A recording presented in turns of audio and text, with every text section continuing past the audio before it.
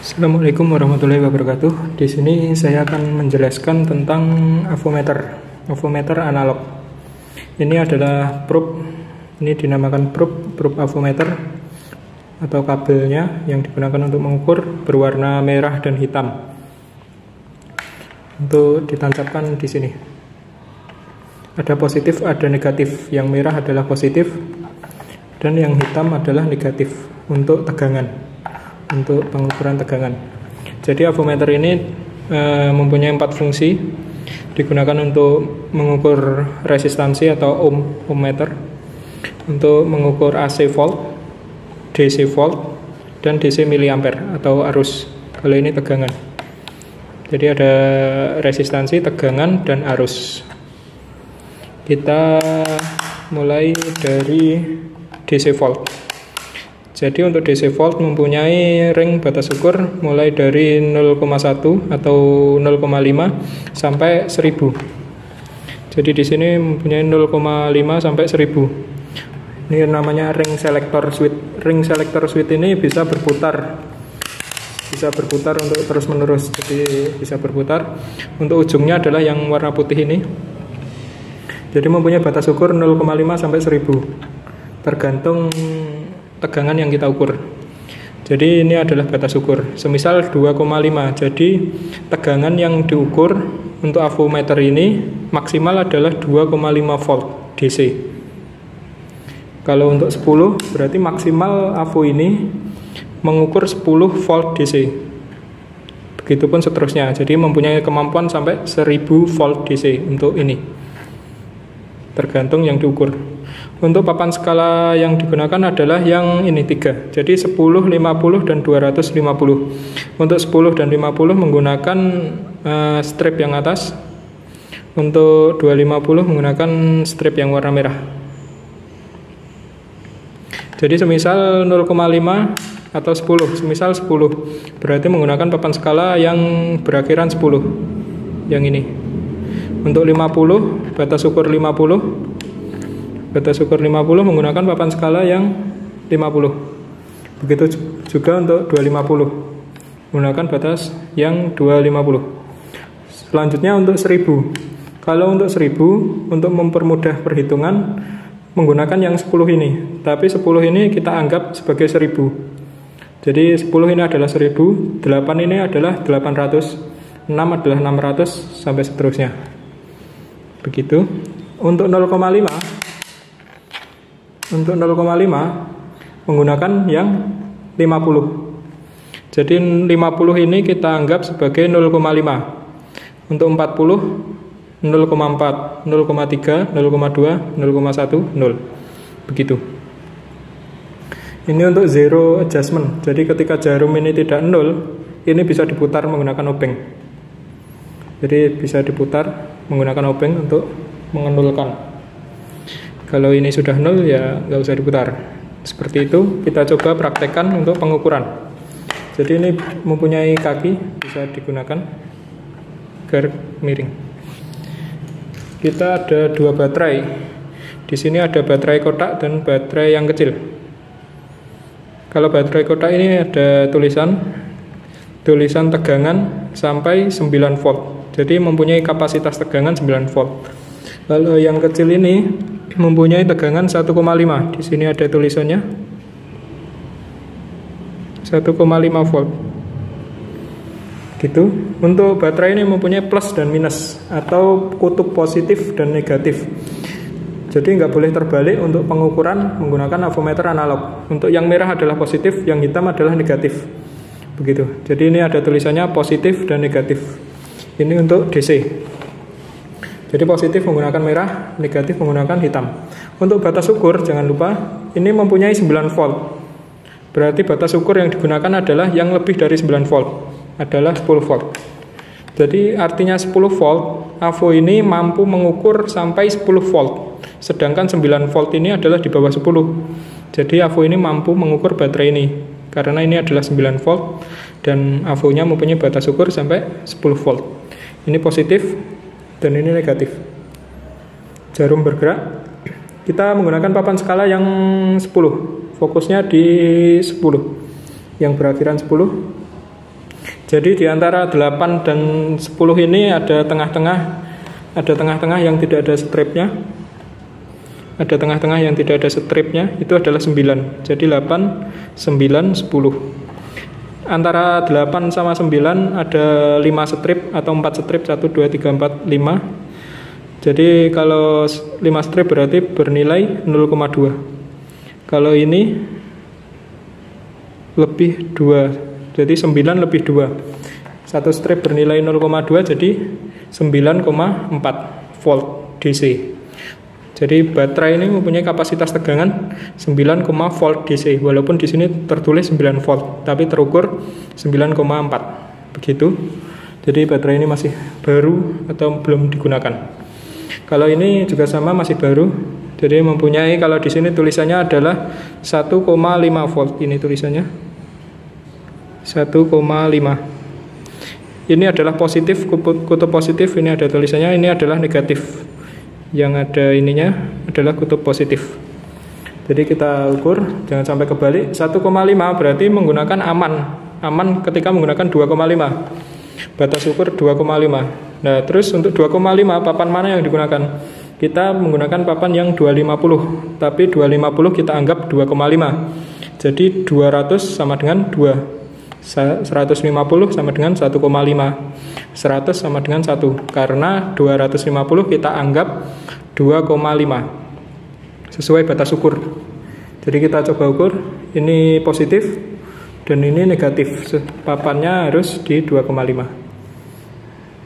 Jarumnya akan bergerak.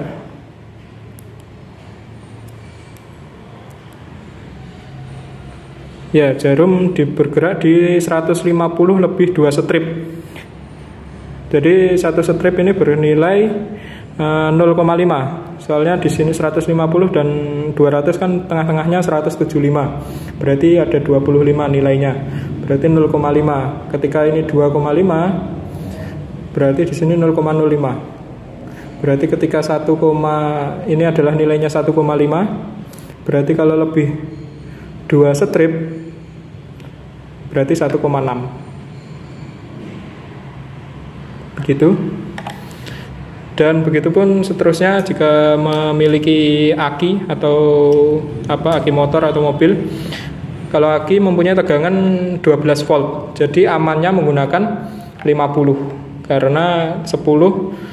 Karena kalau aki 12 kan, kalau menggunakan 10 berarti AVO ini nggak mampu. Mampunya di 50. Jadi AVO ini mampu sampai 1000 volt. Begitupun juga untuk AC. Untuk AC juga sama, yang digunakan papannya 10, 50, 250. Jadi di sini ada 10, ini batas ukurnya. Ada 10, ini ACV tulisannya ACV 10, 50, 250, 1000. Untuk 10 menggunakan papan skala 10. Untuk 50, jadi kalau 10 ini 10 menggunakan 10. Untuk 50 ya 50. Untuk 250, untuk ini 250, 250. Untuk 1000 kita gunakan yang 10, tapi 10 ini kita anggap 1000. Jadi 800, ini 8 berarti 800, 600, begitupun seterusnya. Kita coba mengukur listrik PLN. Bentar, listriknya ada di sini. Listrik PLN ini wajarnya bertegangan 220 volt harusnya. Jadi kita aman ketika menggunakan 250. Soalnya AVO ini mampu sampai 250. Berarti kalau kita menggunakan ini, berarti ini 220. Berarti kita coba. Untuk AC adalah listrik bolak-balik atau tidak mempunyai kutub positif dan negatif. Jadi ketika kalian mengukur bolak-balik sama. Gitu. Ini jarum bergerak. Fokus kita 250 berarti menggunakan 250. Jarum di antara 200 dan 500, di tengah-tengah berarti 225. Kurang lebih seperti itu. 225 volt AC. Karena listrik PLN adalah AC. Selanjutnya fungsi avometer, ohmmeter. Atau ini simbolnya ohm. Jadi simbolnya ohm. Ohmmeter menggunakan papan skala yang paling atas. Perbedaannya, papan skala yang paling atas ini nolnya berada di sebelah sini, sebelah kanan. Nah ini nolnya, yang lain adalah di sebelah sana. Jadi untuk ohmmeter ini ada yang dinamakan kalibrasi. Kalibrasi itu mengenulkan. Contohnya seperti ini. Kita gabungkan antara probe positif dan negatif, kita gabungkan sebentar. Jadi kita gabungkan seperti ini. Nah, dia lebih atau tidak nol. Ini diputar. Ini namanya zero ohm adjustment. 0 ohm adjustment, ADC adjustment. Jadi untuk mengadjust ini. Jadi ketika diputar, ini bisa diatur sampai jarum benar-benar nol sambil ini disatukan. Ketika sudah nol bisa digunakan untuk mengukur. Seperti itu. Jadi ketika kalian menggunakan kali 10, ini akan tidak nol lagi, soalnya berbeda. Nah, jadi setiap perkalian di sini harus dinolkan terlebih dahulu atau dikalibrasi terlebih dahulu. Jadi ini harus dinolkan. Seperti ini. Lalu digunakan untuk mengukur. Mengukur bisa hambatan. Jadi di sini ada beberapa hambatan, kita coba untuk ukur. Di sini ada 2, ini 4 gelang. Sebenarnya resistor ini bisa dibaca dari gelang warnanya. Kalau ini kan kuning, ungu, orange, emas. Ada 4 gelang. Kuning adalah 4, ungu adalah 7, orange adalah 3. Jadi 47 kilo ohm. 47 kita coba kita menggunakan kali 1K. Kalau menggunakan 1K berarti di sini harusnya di antara sini 47 kilo ohm. Kita coba. Jangan lupa dikalibrasi atau dinolkan. Kurang sedikit. Nah, jadi setiap pengukuran resistor harus dikalibrasi atau dinolkan menggunakan zero adjustment ini dengan cara menggabungkan kutub positif dan negatif. Begitu kita ukur.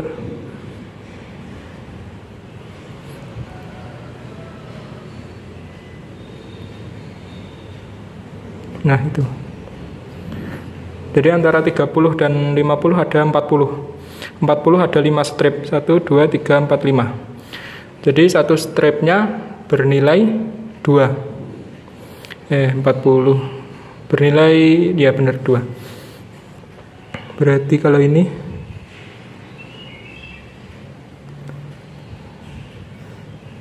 ada di 4 strip.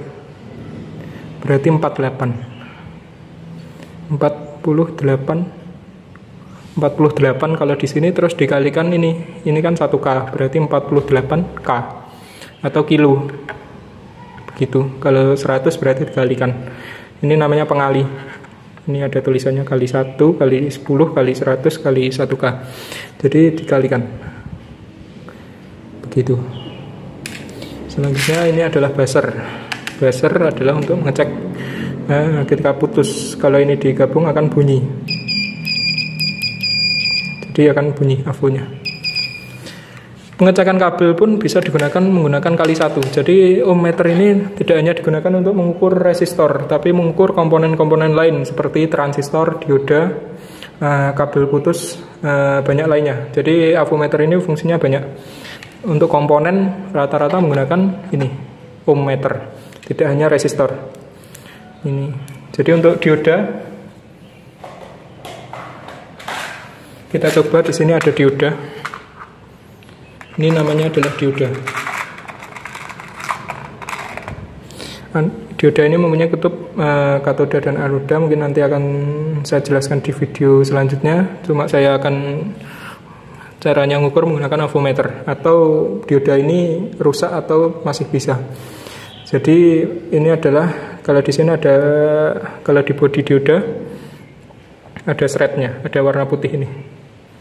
Ini namanya kaki katoda atau negatif. Kalau ini kaki anoda atau positif. Kalau avometer, probe ini bernilai positif. Sebenarnya kan ini min.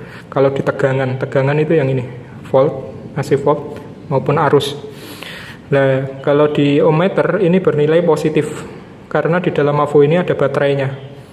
Jadi ada baterainya, ini bernilai positif, mempunyai tegangan positif. Kalau ini negatif. Jadi dioda ini bisa diukur, ini anoda, ini katoda, berarti ini negatif, gini, ini diarahkan ke katoda, ini diarahkan ke yang positif, jarum harus bergerak. Nah, terus dibalik, kalau dibalik tidak bergerak itu diodanya masih bisa, kalau dia bergerak berarti diodanya rusak. Nah, ini tidak bergerak, jarumnya tidak bergerak, berarti diodanya ini masih baik atau masih bisa digunakan. Soalnya dioda harusnya mengalirkan satu arah, tidak mengalirkan kedua arah. Seperti itu.